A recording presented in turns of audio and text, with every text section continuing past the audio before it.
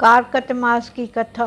कार्तिक मास की पूर्णिमा है। मान्यता है कि इस दिन भगवान विष्णु की खास पूजा और व्रत करने से घर में यश और कीर्ति की प्राप्ति होती है। इस बार कार्तिक पूर्णिमा पर कृतिका नक्षत्र होने से इसका महत्व और भी बढ़ गया है। कार्तिक पूर्णिमा के दिन दीपदान और गंगा स्नान का विशेष महत्व है। कार्तिक पूर्णिमा के दिन लोग सुबह सवेरे उठकर गंगा स्नान करते हैं। ऐसा कहा जाता है कि इस दिन गंगा में स्नान करने से जन्म जन्म के पापों से मुक्ति मिलती है। कार्तिक पूर्णिमा में गंगा स्नान दीपदान का बड़ा महत्व है।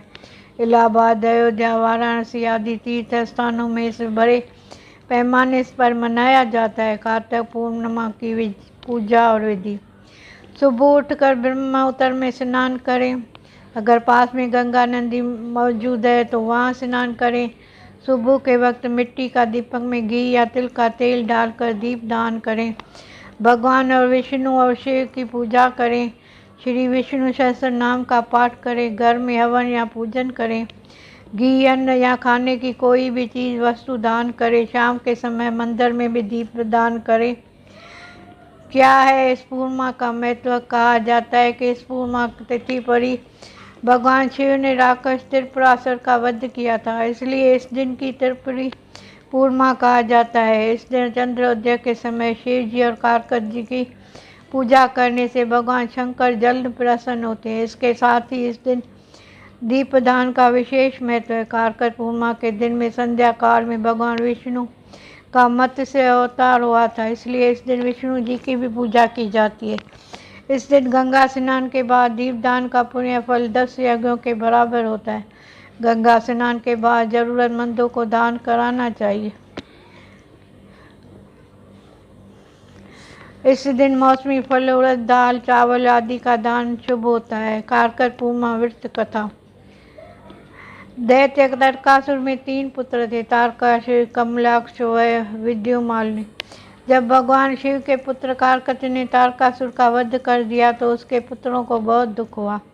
उन्होंने देवताओं से बदला लेने के लिए घोर तपस्या कर ब्रह्मा जी को प्रसन्न कर लिया। जब ब्रह्मा जी प्रकट हुए तो उन्होंने अमर होने का वरदान मांगा, लेकिन ब्रह्मा जी ने उन्हें इसके अलावा कोई दूसरा वरदान मांगने को कहा। तब उन तीनों ने ब्रह्मा जी से कहा, आप हमारे लिए 3 नगर का निर्माण कराएं। हम उन नगरों में बैठकर सारी पृथ्वी पर आकाश मार्ग से घूमते रहे। 1000 साल बाद हम एक जगह मिले। उसी समय जब हमारे तीनों पुर नगर मिलकर एक हो जाएं तो ये देवताओं ने एक ही बाण से नष्ट कर सके, वही हमारी मृत्यु का कारण हो। ब्रह्मा जी ने उन्हें ये वरदान दे दिया। ब्रह्मा जी का वरदान पाकर तारकासुर, कमलाक्ष व विद्युमाली बहुत प्रसन्न हुए।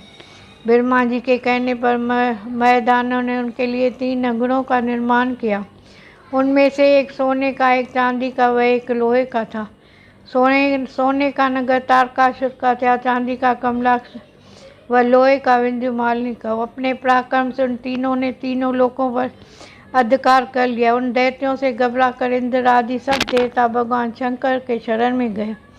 देवताओं की बात मानकर भगवान विष्णु शिव त्रिपुरों को नाश करने के लिए तैयार हो गए। विश्वकर्मा ने भगवान शिव के लिए एक दिव्य रथ का निर्माण किया।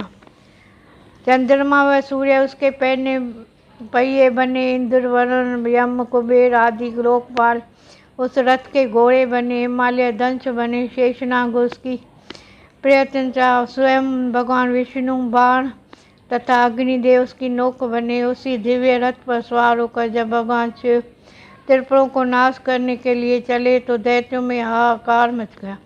दैत्यों व देवताओं ने भयंकर युद्ध छिड़ गया। जैसे ही त्रिपुरा एक ही सीधे में आए, भगवान शिव ने दिव्य बाण चलाकर उनका नाश कर दिया। त्रिपुरों के साथ नाश होते ही सभी देवता भगवान शिव की जप